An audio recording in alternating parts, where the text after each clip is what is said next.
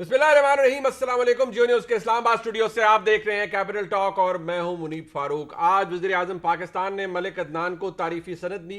ये वो मलिक अदनान है जिन्होंने सियालकोट में होने वाले इंसानियत सोज वाक़े में कोशिश की, जितनी कोशिश वो कर सकते थे कि किसी तरह से प्रियंका कुमार की जिंदगी बचाई जा सके। एक इंपॉर्टेंट बात जो कि वज़ीर आज़म पाकिस्तान ने आज कही, और मैं समझता हूं कि पाकिस्तान के अंदर रहने वाले, पाकिस्तान से बाहर रहने वाले पाकिस्तानी आज अपनी मुल्क की हुकूमत पर, आज वज़ीर आज़म पर फ़ख्र कर सकते हैं, क्योंकि ख़ास तौर पर जो वज़ीर आज़म ने कहा है कि वो अब कभी किसी को ये अलाउ नहीं करेंगे, अपने मुल्क में ऐसा नहीं होने देंगे कि कोई दीन को इस्तेमाल करके हजूर अकरम सल्लल्लाहु अलैहि वसल्लम की ज़ात अक़दस जो कि दुनिया के लिए रहमत बन के आए, रहमतुल लिल आलमीन थे, उनके नाम पर किसी के साथ जुल्म करे, ज़्यादती करे, अपने किसी ज़ाती मकसद या एजेंडे को हासिल करने की कोशिश करे, ये हुकूमत पाकिस्तान, रियासत पाकिस्तान अलाउ नहीं करेगी। वज़ीर आज़म पाकिस्तान का ये बहुत अहसन कदम था और मैं समझता हूँ कि इसको अगर बिल्कुल डिस्पैशनेटली देखा जाए तो तमाम सियासी जमातें इसको ना सिर्फ अप्रिशिएट उन्होंने पहले भी किया वज़ीर आज़म के मौक़िफ़ को, जब वज़ीर आज़म ने कहा कि इस वाक़े ने झंझोड़ के रख दिया पाकिस्तान को और सब इस पर शर्मिंदा है। उसी तरह जो मलिक अदनान को तारीफ़ी सनद दी गई और ये भी कहा गया कि तमग़ा शुजाअत भी दिया जाएगा, वो भी एक अच्छी बात है, अच्छा इक़दाम है वज़ीर आज़म पाकिस्तान की जानिब से। लेकिन मसला हमारी सोसाइटी का भी है, उस हवाले से भी मैं ज़रूर बात करना चाहूँगा। कुछ सियासी मामलात हैं, उस पर भी डिस्कशन होगी, लेकिन एक नहायत ही अफसोसनाक और दर्दनाक वाक़या बाद में भी हुआ। गो के 5 के करीब मुल्ज़मान को गिरफ्तार कर लिया गया है, पुलिस ने फ़ौरन एक्शन लिया है, सब कुछ हो गया है, लेकिन सोचना चाहिए हमें बहसियत एक मुआशरा कि हम कर क्या रहे हैं। कागज़ चुनने वाली ख़वातीन फैसलाबाद के अंदर, उन्हें एक दुकान के अंदर घसीट लिया गया, उनको बरहना किया गया, उनकी वीडियो बनाई गई और फिर वो सर्कुलेट की गई और मुबैना तौर पर इल्ज़ाम लगाया गया कि ये चोरी कर रही थी। अब ये जो जहनी गंदगी है या जहनी पस्ती है, इसका इलाज किसके पास है? क्या इसका इलाज उन घरों में मौजूद जो वालिदैन हैं जिन्होंने इन लोगों की परवरिश की है, उनके पास था? क्या हम बहसियत मुआशरा इतने नीचे गिर चुके हैं कि हम इस तरह की हरकतों पर उतर आए हैं? इसके खिलाफ आवाज़ कौन उठाएगा? इसके खिलाफ आवाज़ भी पाकिस्तान के लोगों को उठानी पड़ेगी, हुकूमत को एक्शन लेना पड़ेगा और ऐसे लोगों के खिलाफ जो एग्जेम्पलरी पनिशमेंट है ऐसे लोगों को दी जानी चाहिए। अपने मेहमानों का तारुफ करवा देते हैं, कुछ मामला सियासी भी हैं, उस पर भी बात करेंगे। मियाँ फ़ारूक हबीब साहब वज़ीर मुमलिकत है इन्फॉर्मेशन के, फ़ारूक साहब बहुत शुक्रिया। मियाँ जावेद लतीफ़ साहब MNA है पाकिस्तान मुस्लिम लीग नून से, मियाँ साहब आपको बहुत शुक्रिया। जनाब अंसार बाज साहब हमारे साथ मौजूद हैं, एडिटर इन्वेस्टिगेशन हैं द न्यूज़ के। अंसार बाज साहब को हमने इसलिए भी खुसूसी तौर पर ज़हमत दी है कि आज वो राना शमीम साहब के बयान हल्फी के हवाले से जो मामला तौहीन अदालत का इस्लामाबाद हाई कोर्ट में चल रहा था, उसमें बड़ी ज़बरदस्त डेवलपमेंट हुई है। अंसार बाज साहब से उस हवाले से भी जानेंगे। अब फ़ारूक साहब, इंपॉर्टेंट बात यह है, वज़ीर आज़म ने कह दिया कि वो आइंदा ऐसा नहीं होने देंगे। हुकूमत क्या प्लान कर रही है कि इस तरह का वाक़या ना हो? किस तरह से, क्योंकि कानून मौजूद है और जितने लोग पाकिस्तान में मौजूद हैं, कोई भी मुसलमान कहीं है वो आशिक रसूल है, इसका सदेबाब कैसा होगा जो लोगों पर झूठा इल्ज़ाम लगाया जाता है या उस तरह होता है जो सियालकोट में हुआ? देखें, बुनियादी तौर के ऊपर तो मैं समझता हूँ जो ये वाक़या हुआ इस वाक़े का तो किसी किस्म का कोई दफ़ा किसी के पास मौजूद ही नहीं है। और दूसरी जानिब अगर आप ये देखें तो मैं समझता हूँ कि पूरी कौम का भी सर जो है वो शर्म से झुक गया और जो चंद 100 लोगों का जो हजूम था उनका जो किया धरा है उसका नतीजा जो है वो पूरी कौम भुगत रही है। बिल्कुल ठीक। और उससे जो पाकिस्तान का आलमी सतह के ऊपर जो इमेज गया वो भी आपके सामने है। अब बुनियादी तौर के ऊपर हमने ये फ़ैसला मैं समझता हूँ कि कर लेना है कि अब हम इस किस्म के वाक़यात को जो है वो नर्चर होने दें, इस माइंड सेट के ख़िलाफ़ हमने खड़े होना है या इसको इसी तरह आगे बढ़ने दें। आज प्राइम मिनिस्टर साहब ने इस हवाले से बड़ा क्लियर स्टांस लिया। आपके इल्म में है कि जो मलिक अदनान हैं, मेरे ख्याल में मलिक अदनान कोई इनफरादी तौर के ऊपर तो जो उन्होंने काम किया वो तो किया, लेकिन वो पाकिस्तान के उन लोगों की भी नुमाइंदगी कर रहे थे जो हमेशा इस किस्म की सोच की, इस माइंड सेट की नफ़ी करते रहे हैं और इसको डिस्करेज करते रहे हैं। और मैं समझता हूँ कि हमने जो है वो इस माइंड सेट का मुकाबला करना है, इसके ख़िलाफ़ लड़ना है। ये सिर्फ एक इंसिडेंट इसके मुहरक़ात बयान नहीं कर सकता, ये एक पूरा इसके ऊपर मैं समझता हूँ कि एक इसकी पूरी एक तारीख़ है। आप देखें कि किस तरीके से ये चीज़ें जो है वो नर्चर होती रहीं और इसका हमने रास्ता जो है वो नहीं रोका।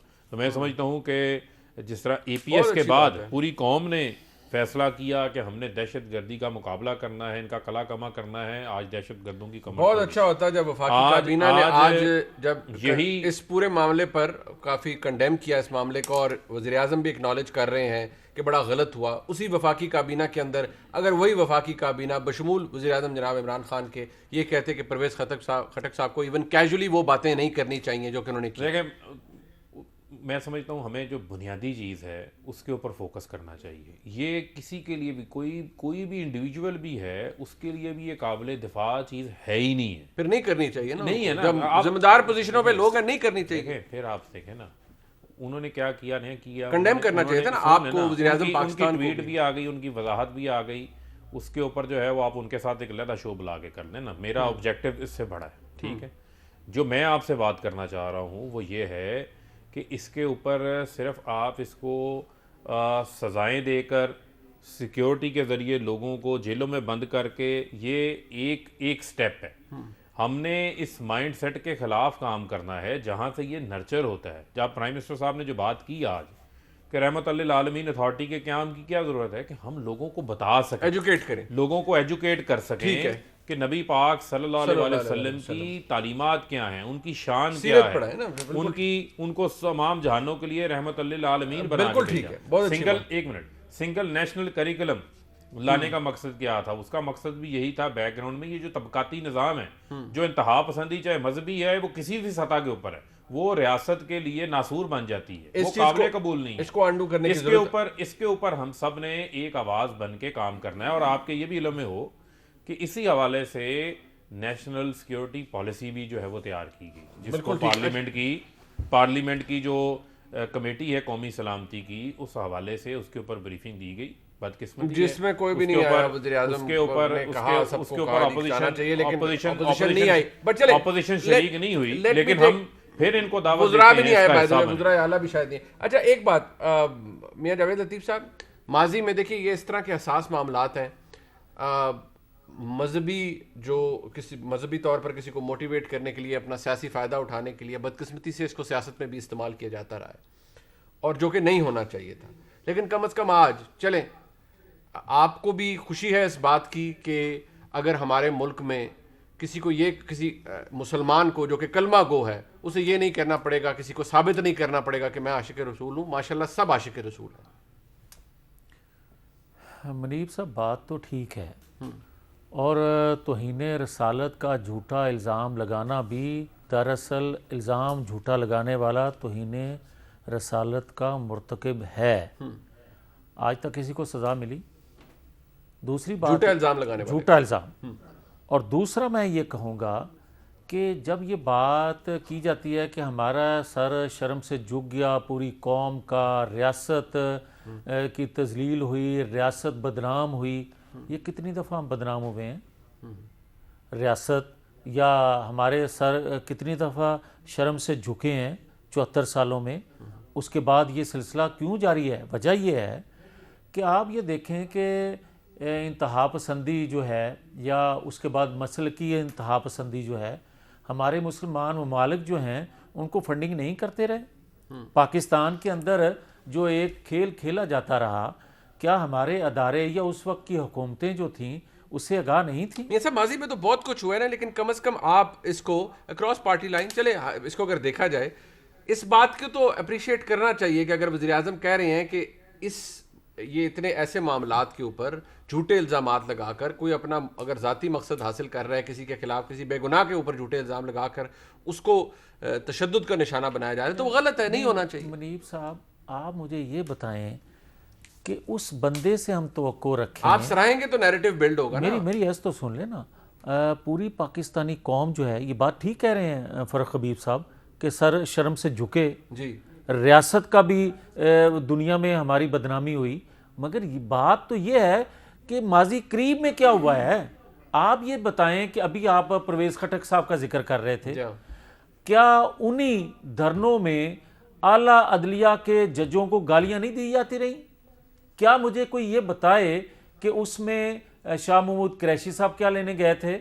मुझे कोई बताए आज के फैजाबाद धरने की, यस, आप मुझे ये बताएं कि क्या आप आज कह रहे थे वक्त के प्राइम मिनिस्टर कि जनाब ये मैं होने नहीं दूंगा, ठीक है। ये बिल्कुल गलत है।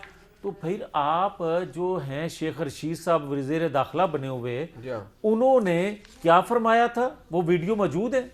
फिर शाह महमूद कुरैशी साहब उस धरने में क्या लेने गए थे, फिर खुद इमरान खान साहब, वो सबको पता है। मैं तो मकसद आज से तो शुरू करें ना कोई चीज यार, जो आप फरमा रहे हैं वो दुरुस्त। मैं तो जब आपको मुनीब एक सेकंड अब रुक जाए ना, इस तरह मुनासिब नहीं है। मुझे ये बताएं कि जब आपको जिस चीज़ की ज़रूरत होती है 3.5 सालों में आप उसको आगे रखते हैं और कहते हैं कि ये गलत है, ये दुरुस्त है। और आप मुझे बताएं 15 दिन पहले आपने क्या किया भाई?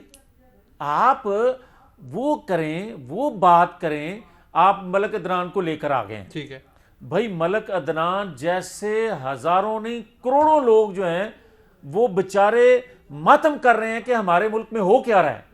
मगर आप जब उस वाक़े के अंदर वो एक भला आदमी था जिसने कोशिश की कि इंसानियत की लाज रह जाए, उसे हुकूमत अप्रिशिएट कर रही है, पाकिस्तान कर रहा है, तो आप भी कर लें। जब अदारों में बैठे लोग आपको तहफ़्फ़ुज़ देने के लिए अपनी जानों का नजराना दे देते हैं, जी बिल्कुल, क्या आप उनके यहाँ गुलदस्ते लेकर जाते हैं? मतलब आपकी बात पुलिस के हवाले से, पुलिस के कमाल शोधा है। जो है, जो टीएलपी के साथ जब वो कलदम थी, जो सूट करता है आप वो कर लेते हैं, और जब चीज आपको सूट नहीं करती फिर दूसरा मौक़िफ़ ले लेते हैं। इस वजह से मैं जो कहना चाहता हूँ, बस देखिए फवाद साहब उसी हुकूमत का हिस्सा हैं, वो अभी भी अपनी पोजीशन पर मौजूद हैं। वो अभी भी ये कहते हैं ठीक है उनको पूरी हुकूमत ने अबैंडन जरूर कर दिया, किसी ने उनका साथ नहीं दिया। मेरी अर्ज़ सुन लें, इस चेयर पे कोई बैठा हो या इस चेयर पे जी, अच्छी बात जब भी कोई करेगा उसको हर कोई अप्रिशिएट करेगा। ठीक है, मैं ये कहना आप भी कर दें सर। यार कौन नहीं कर रहा? आप करें ना वज़ीर आज़म को अप्रिशिएट कि यार अच्छा काम किया भाई, नहीं होना चाहिए। जो तहफ़्फ़ुज़ात हैं मैं उनका इजहार कर रहा हूं सर। आप मैं ये कह रहा हूं करें ना। नहीं भाई, मैं ये आपको कहता हूं कि पाकिस्तान की तारीफ बड़ी पड़ी है। आप खुद बनाते हैं ऐसे ग्रुप, आप खुद उनको तोड़ते हैं, अपनी जरूरत के लिए उनको इस्तेमाल करते हैं। और मुझे ये बताएं कि आपको लगता है कि ये इनमें से हुकूमत में से इमरान खान साहब में कोई संजीदा नहीं है, और जब सियासत की बात आएगी तो ये ऐसे ही मामलात को सियासी तौर पर दोबारा इस्तेमाल करेंगे, आप ये कह रहे हैं? अगर संजीदा होते तो आजाद चौधरी का नोटिस लेते, अगर संजीदा होते तो परवेज खटक का नोटिस लेते।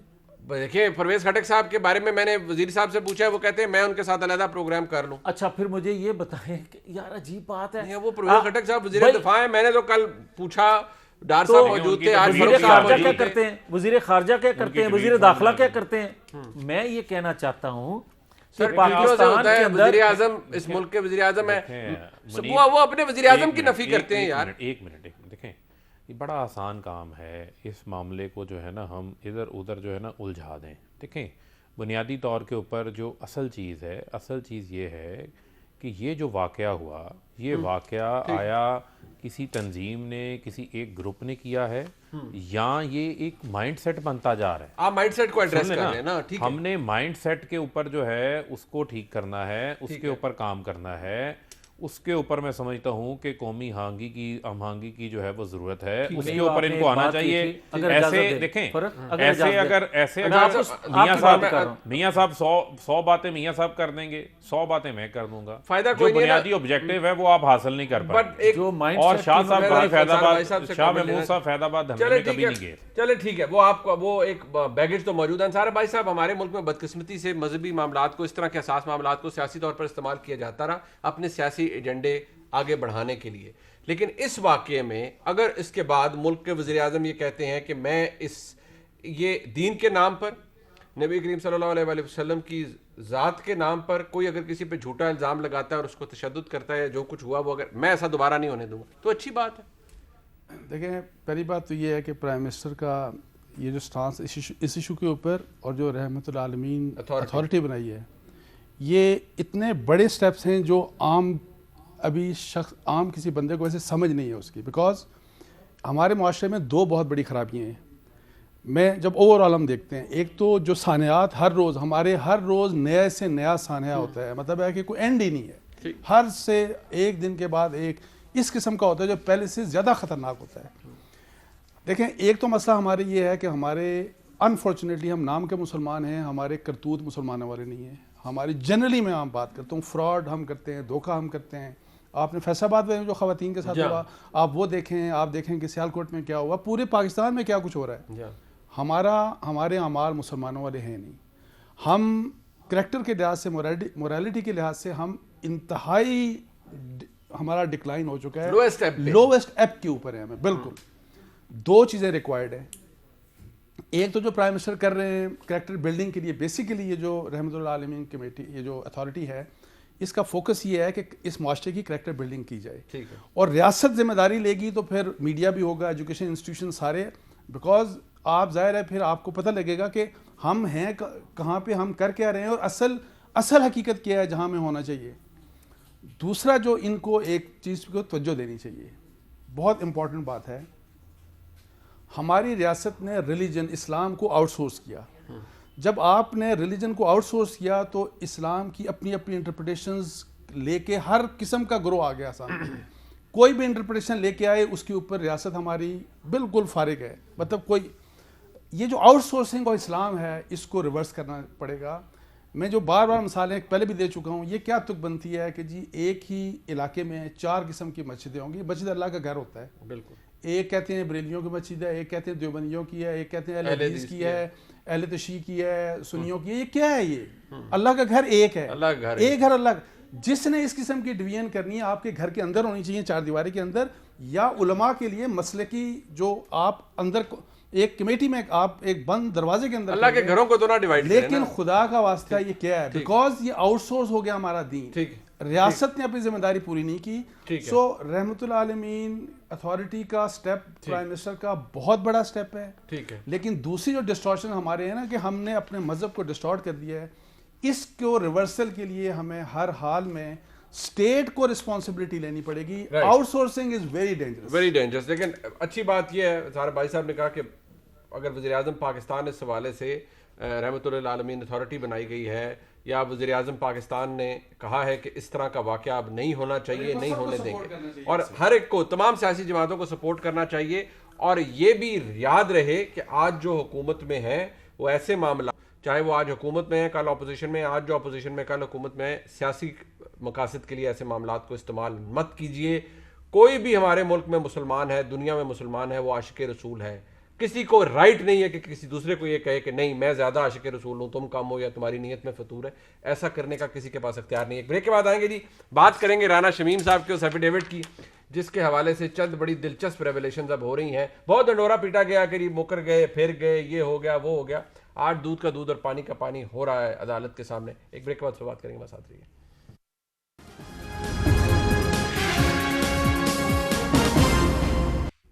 एक दो फिर आपको खुशामदीद कहते हैं। लतीफ़ आफरीदी साहब जो कि वकील हैं राना शमीम साहब के, समाअत हुई, समाअत के बाद वो क्या कह रहे थे, जरा इस हवाले से सुन लीजिए। आपने कहा कि आपने अपने मौक़िफ़ से सवाल जवाब किए हैं, तो आपको इत्मीनान है कि आपके मौक़िफ़ ने जो भी हल्फिया बयान में बातें की हैं वो दुरुस्त है, और ये वाक़या नहीं, वो ये आपका सवाल दुरुस्त नहीं है, क्योंकि वो खुद कहता है कि वो दुरुस्त है। मेरे बयान हल्फी में जो कुछ है, वो जो शाया हुआ है वो ठीक है, वो ठीक है। वो कहता है ठीक है। तो फिर तो क्या यही हल्फिया बयान पाकिस्तान की अदालत में देने के लिए वैसे कानून ये है कि जो बात तस्लीम की जाए उसको साबित करने की जरूरत नहीं होती। दिलचस्प बात है लतीफ़ आफरीदी की तरफ से। मियाँ फ़ारूक हबीब साहब, अब ज़ाहिर बात है इसके अंदर बहुत से अहम मोड़ आए, क्योंकि अदालती मामला है, समाअत हो रही है। अदालत ने राना शमीम साहब को कहा है कि ओरिजिनल एफिडेविट दे दें। जो सर्कुलेट हो रहा है, राना शमीम साहब ने कहा जी ये बिल्कुल दुरुस्त है। जो इशात हुई जिस एफिडेविट की, उसके जो कंटेंट्स थे, जो अंसार भाई साहब की स्टोरी थी, वो भी उन्होंने दुरुस्त करार दे दी। और ये कहा कि मैं फॉर्मर चीफ जस्टिस पाकिस्तान जनाब साकिब निसार साहब को कन्फ्रंट करने के लिए तैयार हूँ। अब आपको क्या लगता है कि जिम्मेदारी फिर साकिब निसार साहब पे नहीं आ गई कि वो भी अब आए? देखें, बुनियादी तौर के ऊपर फिर मैं आपको कहूँगा कि मामला सब जुडिस है, अदालत के सामने है। अदालत ने जिसको बुलाना है बुलाए, उनका इख्तियार, उसको बुला लें वो। लेकिन मेरे नज़दीक ये सारी सूरत हाल जो है, मैं इसको एक अपने मुताबिक इसको मैं एक ड्रामाई अंदाज के तौर के ऊपर लेता हूँ, और उसकी माहिर अपनी अमल है हमेशा से। उसकी माहिर ये है कि मैं आपको क्विकली 30 सेकंड में रीकैप देना चाहता हूँ कि पनामा आता है, उसके अंदर 4 फ्लैट सामने आ जाते हैं, मियाँ साहब कौम से ख़ताब कर देते हैं, कौमी असम्बली में चले जाते हैं, हजूर ये हैं वो ज़राए जिन ज़रायों से लंदन के फ्लैट्स लिए गए, फिर सुप्रीम कोर्ट चले जाते हैं, वो ज़राए तब्दील हो जाते हैं और वो ज़राए कतरी ख़त बन जाते हैं, और कतरी खत बनने के बाद फिर एक कैलबरी फॉन्ट की जाली ट्रस्ट डीड आ जाती है जो कैलबरी फॉन्ट बना ही नहीं होता। इस सारे मामले के बाद जब सज़ाएं हो जाती हैं नैब अदालत से, सब कुछ JIT नैब अदालत से सज़ाएं सब कुछ होने के बाद 3-3.25 साल से अपने ही केस में अपीलें लगी हुई हैं। उन अपीलों के ऊपर आज तक जो है वो एक सबूत फराहम नहीं किया गया। अब उसी की बुनियाद के ऊपर उन्होंने कहा, जिन्होंने कतरी खत बनाया था, जिन्होंने जाली ट्रस्ट डीड बनाई थी, उन्हीं हदायतकारों ने एक हलफनामा भी तैयार कर लिया। अच्छा। अब हलफनामा इस भोंडे अंदाज से जो है वो सामने आया, वो क्या है उसकी सूरत हाल कि वो ये तो कह रहे हैं कि ये हलफनामे से जो मुंसलिक चीज़ें इशात हुई हैं इससे मेरा इत्तेफाक है, जो आपने भी हाँ रिपोर्ट जी। किया, या ठीक है, लेकिन वो ये नहीं कह रहे कि ये हलफनामा जो है वो मैंने अखबार को दिया। इसका मतलब ये है कि एक ड्रामाई सूरत हाल तो क्रिएट हो गई।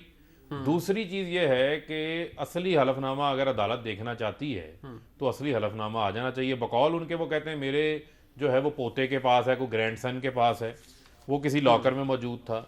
अमेरिका से आते हुए स्पेशल लंदन में रुक के लंदन में ही क्यों नोटराइज करवाया गया, ये भी एक सवाल है जिसका आज तक जवाब हमें नहीं मिला। लेकिन उनके बेटे ने कहा है कि हो सकता है लेकिन मियां वो नवाज अपने शरीफ साहब को इल्जामात सियासी को पना चाहिए हो। आज भी दोहरा रहे हैं ना। वो कहते हैं मैं तो कन्फ्रंट करने के लिए नहीं, तैयार हूं नहीं, साकिब एक निसार मिनट, साहब। लेकिन आपको एक इस मिनट। सारे मैकेनिज्म के ऊपर लग रहा है ना कि इसमें दो नंबरी है। एक मिनट देखें, वो फैसला आपने या मैंने नहीं करना, वो फैसला अदालत ने करना है। मेरे नज़दीक अदालत साकिब निसार साहब की बजाय और साकिब निसार साहब समेत जिसको भी बुलाना चाहते हैं बुलाएं, ये अदालत का इख्तियार है ना, वो उस इख्तियार को इस्तेमाल करें। जो बुनियादी एतराज़ है कि उस हलफनामे के अंदर एक सिटिंग इस्लामाबाद हाई कोर्ट के जज को जो कि इस अपील को सुन रहे हैं उनको मलाइन करने की कोशिश की गई है। ठीक है, और जब आपको आप लगता है एक- ये एक मिनट, इंटेंशनल है ना? एक आप मिनट, जब आप किसी सिटिंग जज के बारे में कोई बात करते हैं तो उसको करने का फिर एक कानून के अंदर एक पूरा तरीक़ाकार मौजूद है, पूरा तरीक़ाकार ले डाउन किया गया, क्या उसको फॉलो किया गया। सुप्रीम जुडिशल काउंसिल का मामला, किसी को इंटीमेट किया गया या इसको पब्लिकली इशात करवाकर अपने जो छुपे मकासद थे उसको हासिल करने की जो है वो कोशिश की। चले ठीक, मेरी बात सुने। ये मियाँ साहब के पास कमेटी है, कायमा कमेटी इत्तलात की, ऐसे ही है जी। और मेरे ख्याल में आप साकिब निसार साहब का और राना शमीम साहब का वहाँ पर उनको दोनों को बुला लें और आमना सामना करवा लें, क्योंकि वो तो तैयार हैं। लेकिन बुला भी लिया है आपने, तो खैर बुलाया हुआ है, लेकिन अगर वो आ जाएं साकिब निसार साहब तो जारी बात है उनका भी इस हवाले से एक व्यू होगा। लेकिन जो बातें फ़ारूक साहब ने की हैं वो ये तो मान रहे हैं, आज चलें हर कोई मान रहा है कि अंसार भाई साहब की खबर दुरुस्त थी, उनका मौक़िफ़ जो उस पर मौक़िफ़ लिया गया जो अदालत के सामने उन्होंने बयान किया वो भी दुरुस्त साबित हुआ। यानी राना शमीम साहब ये कह रहे हैं कि एफिडेविट मैंने लिखा है, यही एफिडेविट है, इसी की अशात हुई है जो कि अंसार भाई साहब की स्टोरी में है। लेकिन वो ये कहते हैं कि मैंने अशात के लिए नहीं दिया, अंसार भाई साहब के पास यानी रिपोर्टर के पास कैसे पहुंचा है ये उनको नहीं पता। फिर तो, वो ये यही कहते हैं ना कि आपने ये सारा ड्रामाई काम करा के ना तो बस लीक करवाया। जो मैं अर्ज़ कर देता हूँ, मुझे तवक्को है कि आप मुझे इंटरप्ट किए बगैर थोड़ा वक्त दे देंगे। जनाब, मैं गुजारिश करता हूँ पहले प्रेशर डाल कि दिया जो आप बात कर रहे हैं पाकिस्तान के अंदर बदकिस्मती से नज़रिया ज़रूरत कौमी मफाद, अच्छा जी, ये 70-74 सालों से चलता आ रहा है।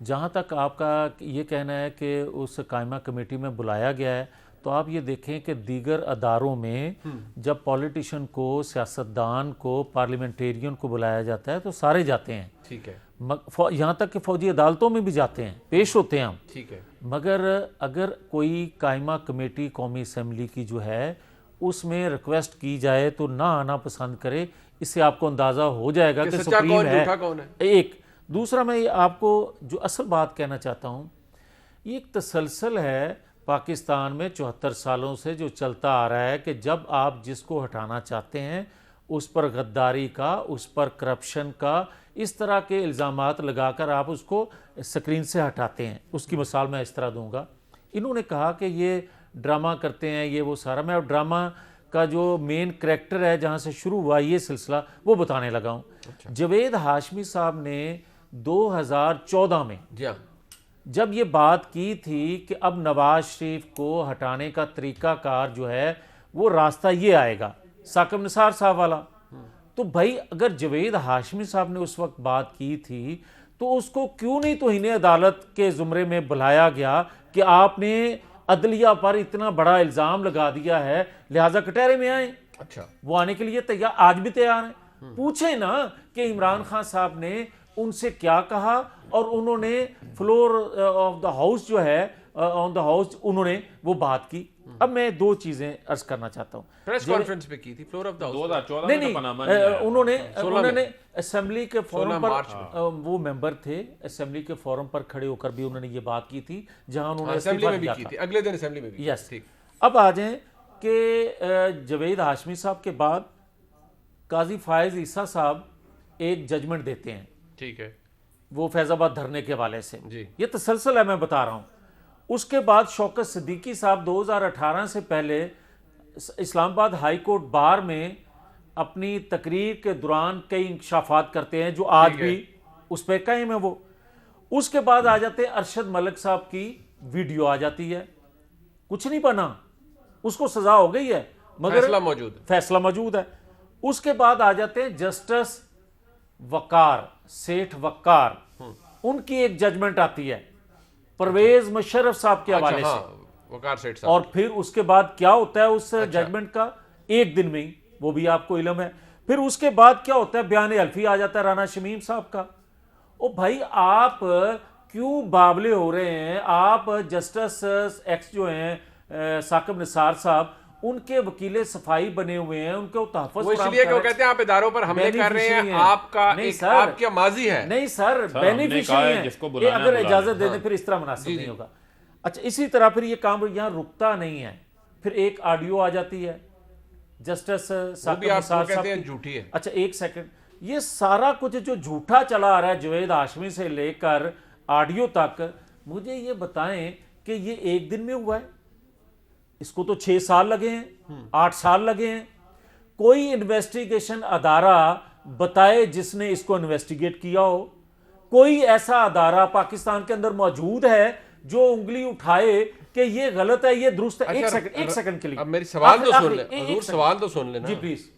राना शमीम साहब को अदालत ने कहा है कि मजीद 2 दिन, शायद मंडे, पीर वाले दिन तक, अगले पीर तक आप ओरिजिनल बयान हल्फी अदालत में जमा कराएं, वरना फर्द जुर्म आयद किया जाएगा तौहीन अदालत के। अब आ जाए, ये तो जवाब देंगे वो, मगर मैं वो कहते हैं आपकी प्रोडक्ट है वो। अब आ जाए, एक सेकंड, ये आपका कोई ताल्लुक नहीं है राना जवाब शमीम देने लगा हूं ना, उससे आप मुतमिन, मेरा ख्याल होना चाहिए आपको। जी।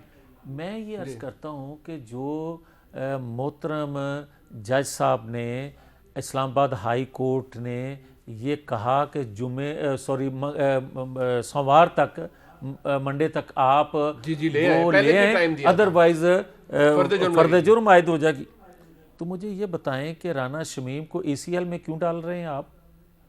बताएं ना, ये डाल रहे हैं। और यार मुझे ये बताएं कि हुकूमत वक्त को क्या प्रॉब्लम है? अगर तो आला कोर्ट जो है वो कहती है कि इनको ACL में डाल दें, भाई डाल दें। वो तो अदालत ने केस वहां ट्रायल हो रहा है, मुसीबत आपको पड़ी हुई है कि वो बाहर ना जाए। साहब क्यों डाल रहे हैं आप? देखिए, अगर किसी इदारे की तरफ से कोई दरखास्त, किस इदारे की तरफ? अगर अभी तक आपके नॉलेज में है? देखिए, अभी तक मेरे तो हुक्म आप दे रहे हैं यार, इस तरह तो ना करें। तो लेना, मेरे अभी तक जो है वो इस हवाले से कोई नॉलेज में नहीं है। बुनियादी तौर के ऊपर मामला क्या है?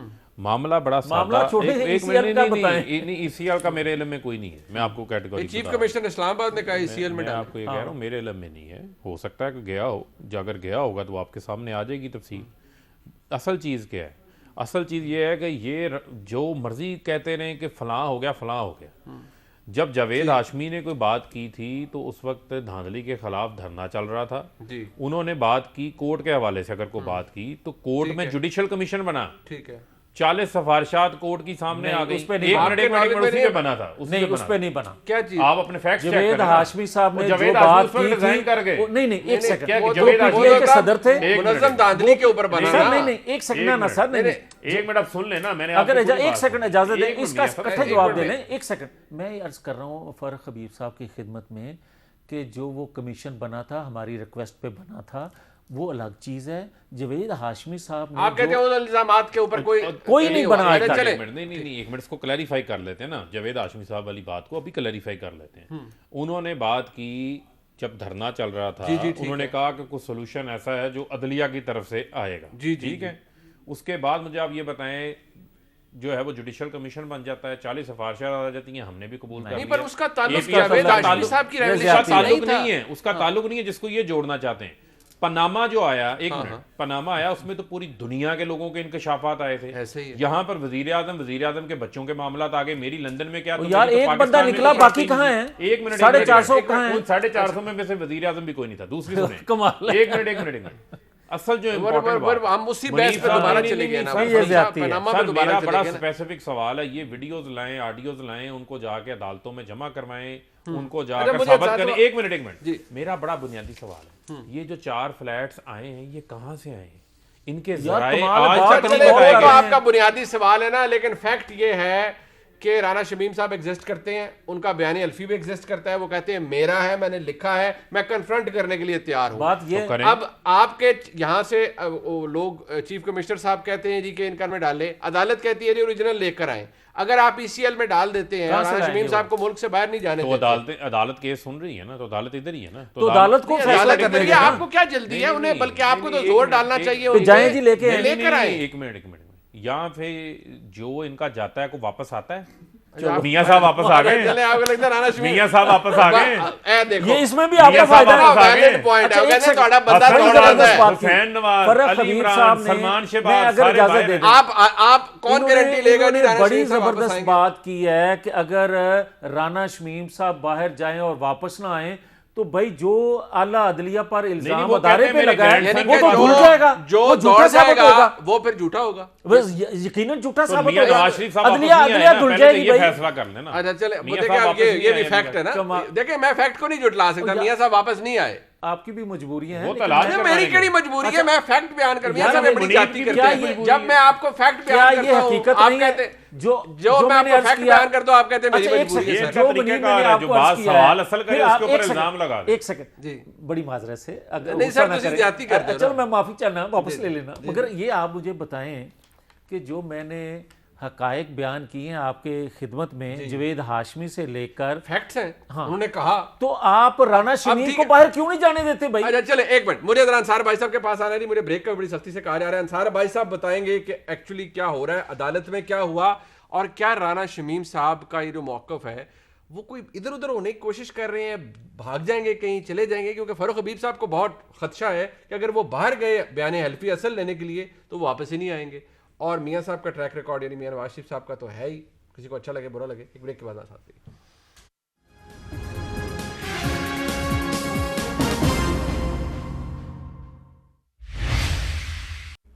अंसार भाई साहब, पहले तो अल्हम्दुलिल्लाह माशाल्लाह आपकी स्टोरी कंफर्म हो गई अदालत के सामने भी। जो बयानी अल्फी देने वाले हैं उन्होंने भी कह दिया कि नहीं यही है, और जो इशात हुई है मेरा ही बयानी अल्फी है। फारूक हबीब साहब को लगता है कि अगर राना शमीम साहब बाहर गए, क्योंकि आज इन्हीं की इंतज़ामिया हुकूमत की वफाक ही कर रहा है कि जी इनका नाम ECL में डाल दिया जाए, अदालत के लिए ओरिजिनल लेकर आए, लेकिन इनका फैक्ट ये दुरुस्त है कि जी मियां नवाज शरीफ गए वापस नहीं है, राना शमीम साहब भी भाग देंगे। देखें, सबसे पहले तो अल्हम्दुलिल्लाह अल्लाह का लाख लाख शुक्र कि जिस तरह आप कह रहे हैं ख़बर मेरी दुरुस्त निकली, और ज़ाहिर है बहुत से लोग चाह रहे थे कि जी कुछ और निकल आए इससे, तो अल्हम्दुलिल्लाह वो नहीं हुआ। सो मेरी रिस्पॉन्सिबिलिटी इसी हद तक थी जो अल्हम्दुलिल्लाह ख़त्म हो गई। एक आपके इस जवाब उस देने से पहले छोटी सी मैं एक बात कर लूँ कि कल मुझे मियां साहब के इनकी जो कमेटी है नेशनल असम्बली की इंफॉर्मेशन, वहाँ बुलाया था इन्होंने, मुझे नहीं बुलाया था, सिर्फ इन्होंने साकिब निसार साहब को भी बुलाया था और इन्होंने शमीम साहब को भी बुलाया था। और मैंने वहाँ पे कहा, मैंने कहा मुझे सोच रहा था कि, और मुझे बड़ा अफसोस हुआ इस बात का कि हमें जब अदालत बुलाती है तो हम सब भागे भागे जाते हैं। ये जो इंस्टीट्यूशन है पार्लियामेंट जिसको बोलते हैं, हम इसको जनरली कहते हैं कि मदर ऑफ ऑल इंस्टीट्यूशंस है, सुप्रीम है, और सुप्रीम है, तो एक ऐसा सुप्रीम इदारा है कि ये बुलाता है तो कोई भी नहीं आता। तो ये एक दुख है जो मेरा, एक बीइंग अ पाकिस्तान, एक दुख है। और अब ये है कि हम सारे अदालत को देख रहे हैं और अदालत प्रोसीड कर रही है, वो है कंटेम्प्ट प्रोसीडिंग्स हैं, जबकि मेरी ज़ाती राय में इसके ऊपर इंक्वायरी होनी चाहिए। अगर अदालत इंक्वायरी नहीं कर रही तो इंक्वायरी हुकूमत या पार्लियामेंट को करनी चाहिए। मकसद उसका देखें ये है, मैं ये कहता हूँ कि जो बात फारूक साहब कह रहे हैं ना, हो सकता है वो 100% ठीक हो, और जो बात मियाँ साहब कह रहे हैं हो सकता है 100% ये ठीक हो, लेकिन दिस मैटर रिक्वायर्स इंक्वायरी। अगर इस तरह के मसले जो हैं, ठीक है, ये अगर आप इंक्वायरी नहीं करेंगे, जितने भी होते हैं इस तरह के मसले, आप अंडर द रग पुश करते जाते हैं, it will not solve the problem. Ansar भाई साहब, अगर साकिब निसार साहब को आज अगर वो राना शमीम साहब अदालत पे खड़े होकर कहते हैं कि नहीं मैं उन्हें उनका सामना करने के लिए, उन्हें कन्फ्रंट करने के लिए तैयार हूं, और आज भी उन्होंने वो बातें रिप्रोड्यूस की हैं कि इस तरह जुलाई 2018 का वाकया, 15 जुलाई का, उन्होंने सारी बातें की हैं।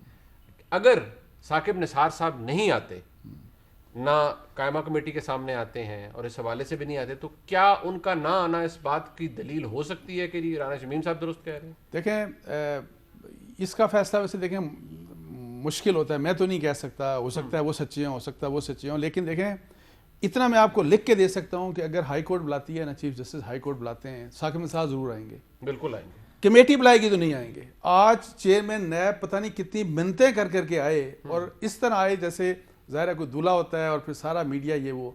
मैं कहता हूं कि देखें कि ये चीज़ जो मैं पहले जो बात की, हालांकि ये इशू डिफरेंट था, मैंने जो कायमा कमेटी की बात की ना, कि देखें बीइंग अ पाकिस्तानी, और अगर हमें इस मुल्क को कॉन्स्टिट्यूशनल रूल हम बात जब करते हैं और जब हम इंस्टीट्यूशन बिल्डिंग की बात करते हैं, कितनी बड़ी डिसरिस्पेक्ट है पार्लियामेंट की कि पार्लियामेंट बुलाती है, भाई वो आपसे ही पूछेगी कि भाई आपने क्या किया, आपने क्या किया, क्या इनको ये राइट भी नहीं देते हम।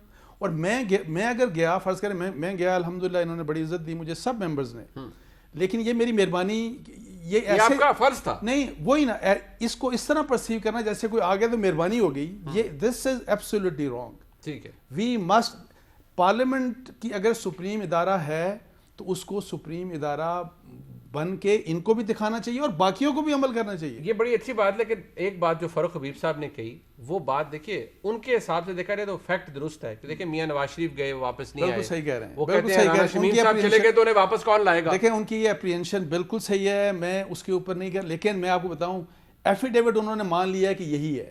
मेरी नज़र में जेन्युइन एफिडेविट आता है या फोटोकॉपी ऑलरेडी हर तरफ फिर रही है, it is inconsequential. What is required is, मेरी वैसे दरख्वास्त होगी गवर्नमेंट से कि इस मसले को इंक्वायर करें, ठीक, इसके ऊपर इंक्वायरी करवाएं। अगर कोर्ट नहीं करती, जो कि नहीं करेगी मेरा ख्याल है, तो कम से कम नहीं करती तो पार्लियामेंट को रेफर कर दें या गवर्नमेंट खुद करवा ले। अगर एक बात फिर फरूख साहब जी, मैं सिर्फ ये अर्ज करता हूँ कि यार आप बार बार ये कहते हैं कि वो गए, वो आए नहीं, भेजा किसी ने, नंबर एक। नंबर दो, मैं ये कहूँगा कि क्या इससे पहले जो मैंने कहा था नज़रिया ज़रूरत के तहत जुल्फ़िकार अली भुट्टो का फैसला, नवाज शरीफ को हाईजैकर बनाकर इससे पहले सज़ा नहीं दी गई और फिर उसके बाद ख़त्म क्यों की गई? या पहले फैसला गलत था या बाद में फैसला गलत था? और इसके बाद ये ऑडियो, ये वीडियो, ये बयान हल्फी के बाद भी आप ये समझते हैं जो इमरान खान के बकौल कहा करते हैं कि नवाज शरीफ को इन अदालतों से इंसाफ नहीं मिलेगा, फिर हम क्या करें यार? किधर जाएं? ये बात भी तो फैक्ट है ना जो फरूख हबीब साहब ने कही है कि भाई आपके बंदे दौड़ जाते हैं फिर वो मुड़ते नहीं। अच्छा एक सेकंड, वो इसीलिए तो अब मैं कह आपको अच्छी लगे, बुरी लगे, इसीलिए तो ईसीएल में डाल रहे हैं। मैं जेल तोड़ के गया हूं साहब, शमीम साहब की जमानत दे दे दो जमानत। अच्छा चलो, नहीं, वो पहले भी अच्छा, जमानत चलें। दी हुई है, और शहबाज साहब ने दी थी। शहबाज साहब ने दी थी, अच्छा, जो नहीं आए वापस। अच्छा जी, राणा शमीम साहब का मैं जमानती बनने के लिए तैयार हूं। इनकी जमानत, मुझे पता है कि इनकी वो बंदा जमानत जो जो है है वो खुद कोई जिस नहीं दे वजह सकता। से बात कर रहा है वो मुझे पता है। अच्छा, वो उन्होंने लिखा आप भी है वैसे उसमें। उन्होंने कह आज भी के जवाब दिया में है, रखा है। मैं के साथ जामन बनता हूं, उन्हें अपना असल बयान हल्फी लाने की इजाजत दी जाए, वो वापस आएंगे। देखें बुनियादी तौर जामन पे मौजूद है। एक मिनट देखें, छोड़े जामन मौजूद है नहीं मौजूद है, इनकी जामनों का हालत शहबाज शरीफ का आपने देख लिया। आप ये देखें कि इनके अपने केसेस के ऊपर इनकी सजाएं बहाल हो गई नवाज शरीफ की, उसके खिलाफ इन्होंने अपीलें दायर नहीं की। ये पाकिस्तान जो है वो वहाँ वापस नहीं आए। मेरा आज भी वही सवाल मौजूद है कि ये आज ऐलान करें, ये राना शमीम की इनकी इंक्वायरियां होती रहेंगी, ये कहें कि हमारी अपीलों का डे टू डे फैसला करें। आपको इनकी जमानत कबूल नहीं है कि राना शमीम साहब हलफनामा ले आए, इन्वेस्टिगेशन हो हमारी जाए? सजाई कबूल है, जमानत हमारी कबूल नहीं है। ये कहें कि जो 3.25 साल से अपीलें लगी हुई है ना, सजा इनको हुई है ना, ये अपील में गए हैं, ये इस्लामाबाद हाई कोर्ट से 15 इल्तवाएं क्यों ली है इन्होंने? ये कहें हमारा डे टू डे फैसला करें। ये 4 फ्लैट्स हैं लंदन के, इन सबूत टाइम पड़े। तो नैब भी ले रहा है, पता करें नैब पता है अपीलों में वो नैब टाइम नैब लेता ने है कोई टाइम नहीं लिया। नहीं पता करो, कमाल है यार। वो टाइम भाईजान सामने पता लिया करें है। जाके, नैब ने टाइम आप लिया ये है, देखें, ये पिछली बड़ी इल्तवा- झाड़ पिलाई है एक जैसे मिनट, साबिर एक फारूक मिनट, साहब ने हनीफ उन्हें। साहब, एक मिनट, ये पिछली इल्तवा किसने ली है? इरफान कादर किसके वकील हैं? बिल्कुल आपकी बात, उन्होंने उससे- इतना बड़ी इल्तवा ली उन्होंने, बिल्कुल ली है। क्या उससे बात पहले करते हैं? नैब ने ली है, उससे क्या पहले बात करते हैं? अदालत ने नैब से 3-4 देखिए, सवाल मैं पूछे, नैब ने कहा अच्छा कहता- पता नहीं, कर। नहीं, कहना बुरा मना मैं जाएंगे। क्या कहता हूं, मैं बुरा कहता मना हूं, जाएंगे। देखें, मैं कहता हूं नैब है कोई भी है, ठीक है, कोई किसी को इल्तवा नहीं मिलनी चाहिए, इन अपीलों का फैसला होना चाहिए। पर आप मियाँ साहब की जमानत को नहीं समझते कि नहीं, इनकी जमानत है, मजाक बात नहीं है, इनकी क्या साढ़े नाल जो लेकिन हो रहा है इन्होंने मतलब कौन पता ही सा है। वैसे मैं फारूक साहब को कहूंगा कि नैब के ऊपर बेट मत करें। नहीं, मैं नैब के He is ऊपर betting on a wrong horse. हम नैब के ऊपर बैठ नहीं, हम Backing कह the रहे हैं wrong कि horse. केसेस का फैसला डे टू डे बुनियादों बिल्कुल पर होना होना चाहिए चाहिए। जी। लेकिन हुकूमत ये कहती है कि हमें डर है जी, राना शमीम साहब गए तो वापस नहीं आएंगे। मियाँ जावेद लतीफ़ साहब ये मौजूद है कैपिटल टॉक में, जामिन बनने को तैयार है कि राना शमीम साहब गए तो ओरिजिनल डॉक्यूमेंट लेके वापस आएंगे। फैसला वक्त करेगा। प्रोग्राम आपने देखा, देखने का बहुत शुक्रिया। खुदा हाफिज़।